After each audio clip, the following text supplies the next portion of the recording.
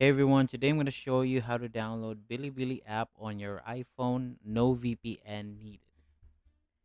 So first, just open up your app store, then in the search bar at the top, type in Bilibili, that's Bilibili. You should see the app pop up right away. The icon is usually blue and white and it has a cute little face on it. Once you find it, go ahead and tap on it and then tap the install button.